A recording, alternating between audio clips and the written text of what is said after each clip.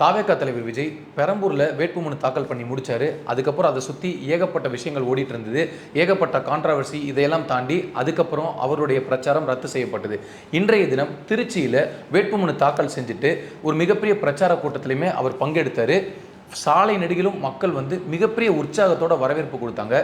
வழக்கம் போல விஜயை பார்க்கறதுக்கு கூட்டம் வருது. இதையெல்லாம் தாண்டி பொதுமக்கள் ஆரவாரமாக விஜயோட பேச்சை கேட்கணும் அப்படின்னு உச்சி வெயிலில் காத்துட்டு இருந்தாங்க. இதில் நிறைய சுவாரஸ்யமான தகவல் எல்லாமே நடந்துச்சு. திரு விஜய் அவர்கள் வரும்போது சாலை முழுவதுமே எப்பயுமே விஜயை பார்க்குறதுக்கு எவ்வளோ கூட்டம் வருவாங்க அப்படின்னு தெரியும். ஆனால் இன்னைக்கு இந்த திருச்சி எங்களுடைய கோட்டை, திருச்சியில் எதுவுமே பண்ண முடியாது அப்படின்லாம் நிறைய பேர் உருட்டிட்டு இருந்தாங்க.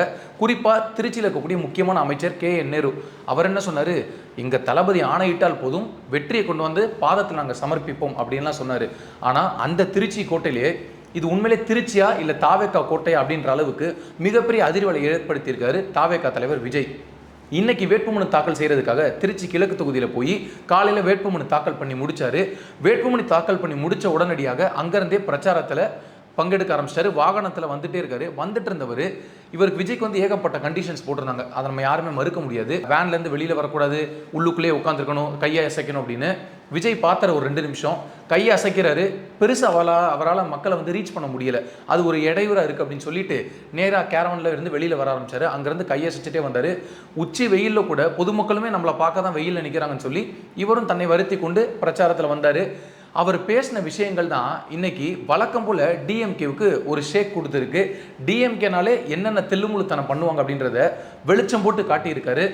முதல்ல தொடங்குறாரு. பிரச்சாரத்தை துவங்கும் போது இந்த திமுக எப்படிப்பட்ட தீய சக்தி அப்படின்றத மக்கள் உங்கள் எல்லாருக்குமே தெரியும்.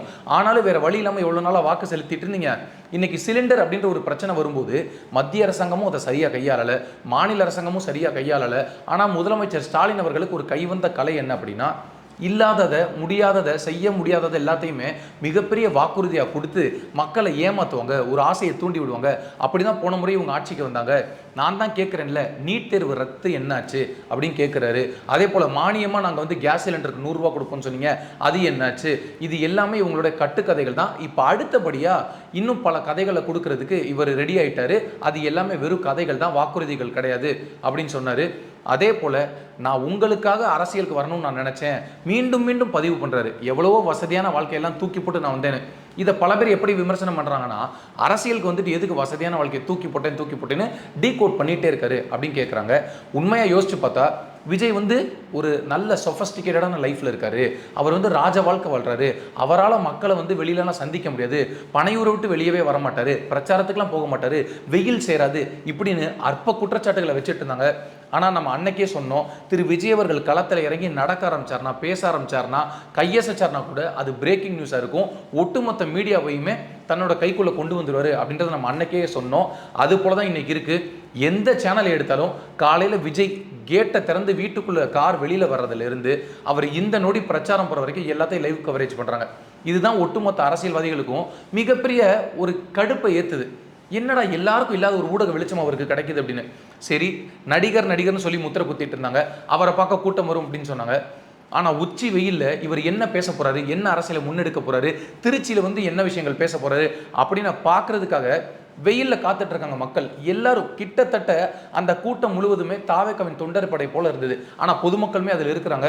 அங்கேருந்து கேட்குறாரு, நான் மீண்டும் கேட்குறேன், மக்கள் விரோத MK ஸ்டாலின் சார் வேணுமா இல்லை மக்களை நேசிக்கக்கூடிய விஜய் வேணுமான்னு கேட்கும்போது நிற்கக்கூடிய எல்லா மக்களும் தாவேகா, விஜய் டிவிக்குன்னு மாற்றி கோஷங்கள் எழுப்புறாங்க. இதுதான் சாட்சி. இது போல ஒவ்வொரு மாவட்டத்திலையுமே திரு விஜய் அவர்களுக்கு ஒரு அலை இருக்கு.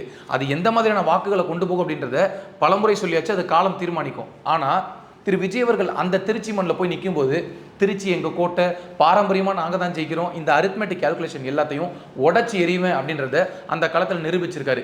எம்ஜிஆர் சிலைக்கு மாலை அணிவிச்சுட்டு அங்கே மீண்டும் பேச தொடங்கிய விஜய் திரு KN நேரு அவர்கள் குறித்து நேரடி அட்டாக் பண்ணுறாரு. எங்கேயுமே யோசிக்கலை, டைரக்ட் அட்டாக் தான்.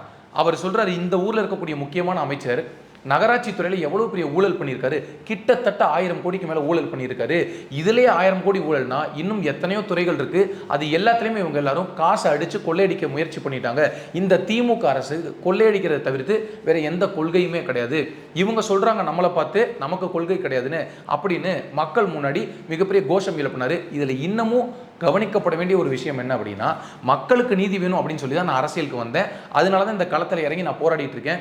ஆனால் எனக்குமே இன்னும் என் ஜனநாயகன் படத்துக்கு நீதி கிடைக்கல, அதுக்கும் சேர்ந்து நம்ம எல்லாருமே சேர்ந்து போராடணும் அப்படின்றாரு. இதை ஏன் அவர் டீகோட் பண்ணுறாருன்னா, ஜனநாயகன் படம் என்பது வெளியே வந்துருச்சு அப்படின்னா அரசியல் நேரத்தில், தேர்தல் நேரத்தில் மிகப்பெரிய தாக்கத்தை ஏற்படுத்திடும் அப்படின்ற அச்சத்தினால சூழ்ச்சி செஞ்சு நம்மளோட படத்துக்கு தடையை போட்டுட்டாங்க.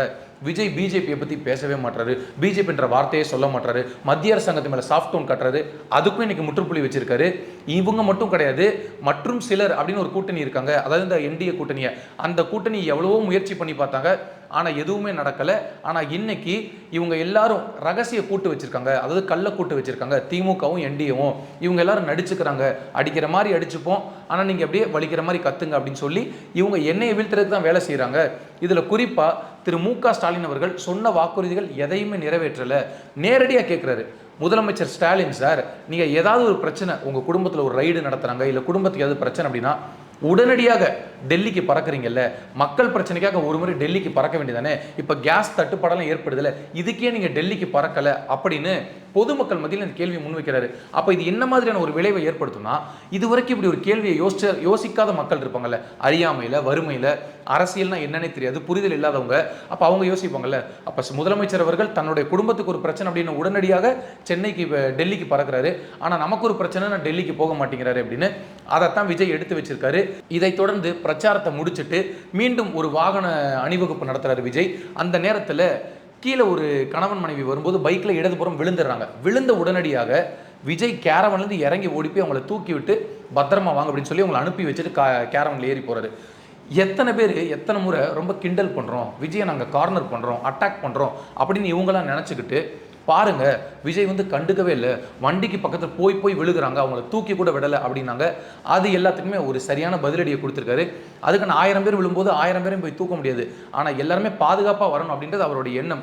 ஆனால் கண்ணு முன்னாடி ஒரு பெண் கீழே விழுகும்போது உடனடியாக இறங்கி கீழே போயிட்டாரு. மிகப்பெரிய ஒரு நடிகர் அப்படின்ற இடத்துல இருந்து மிகப்பெரிய அரசியல்வாதியாக விஜய் களத்தில் இருக்கார் அப்படின்றதுக்கு இந்த திருச்சி மண் நிரூபித்து காமிச்சிருக்கு. எங்களுடைய கோட்டைன்னு சொன்ன இடத்துல மிகப்பெரிய ஓட்டையை போட்டிருக்காரு தாவேகா தலைவர் விஜய். இது என்ன மாதிரியான தாக்கத்தை ஏற்படுத்தும் அப்படின்றது நமக்கு தெரியுதோ இல்லையோ, பொதுமக்களுக்கு தெரியுதோ இல்லையோ, ஆனால் திமுகவினருக்கு அழுத்தம் திருத்தமாக தெரியுது. இது எப்படிப்பட்ட ஒரு வைபை கிரியேட் பண்ணுது. இளைஞர்கள் எல்லாரும் அவர் பக்கம் போகிறாங்க, பெண்கள் எல்லாரும் அவர் பக்கம் போகிறாங்க.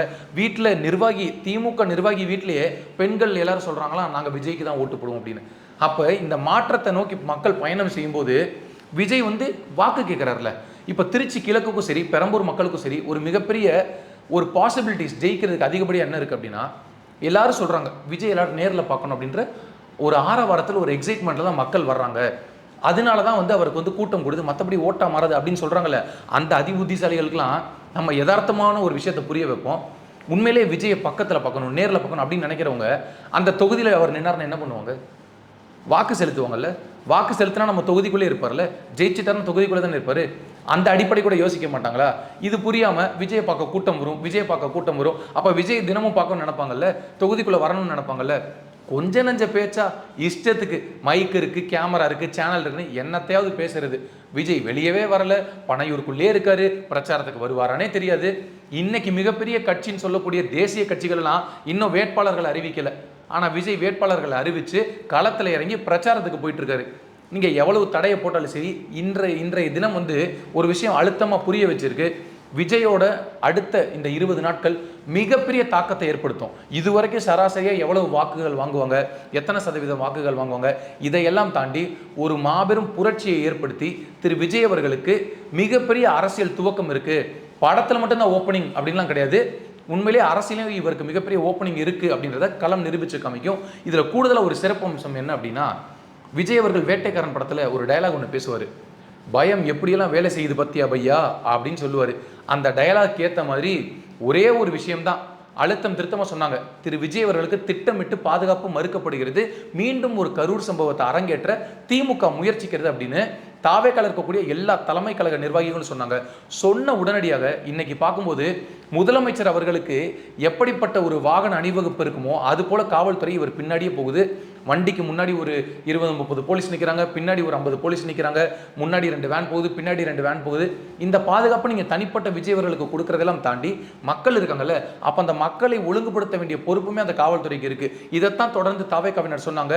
ஆனால் இவ்வளவு எதிர்ப்புகள் வந்ததுக்கப்புறம் மக்களே முகம் சொல்லிக்கிறாங்க அப்படின்னு தெரிஞ்சதுக்கப்புறம் இப்போதான் உண்மையிலேயே நேர்மையான முறையில் பாதுகாப்பு கொடுக்க முயற்சி பண்ணுறாங்க. முழுமையாக கொடுத்துட்டாங்களான்றது தெரியாது, ஆனால் கொஞ்சம் முயற்சி பண்ணுறாங்க. இதைத்தான் நம்ம தொடர்ந்து சொல்லிட்டு இருந்தோம். மக்களோட உயிர் எந்த அளவுக்கு முக்கியமோ, விஜயோட உயிர் எந்த அளவுக்கு முக்கியமோ, அதே போல எந்த கட்சி தொண்டர்களாக இருந்தாலும் சரி, எந்த கட்சி தலைவராக இருந்தாலும் சரி, அவங்களுடைய பாதுகாப்பு ரொம்ப முக்கியம். அதனால பாரபட்சம் காட்டாம நீங்க பாதுகாப்பு கொடுக்கணும்னு எல்லாருமே சொல்லிட்டு இருந்தாங்க. உறுதியாக சொல்ல முடியும், 2026 தேர்தல் களம் திருச்சி கிழக்கிலும் சரி, பெரம்பூரிலும் சரி மிகப்பெரிய அதிர்வலையை ஏற்படுத்த போகிறது. வரலாறு காணாத மிகப்பெரிய வெற்றியை தாவேகா தலைவர் விஜய் பதிவு செய்வார். முதன் முறையாக சட்டமன்றத்திற்குள் நுழைந்தார் என்ற பெருமையை சேர்ப்பார்.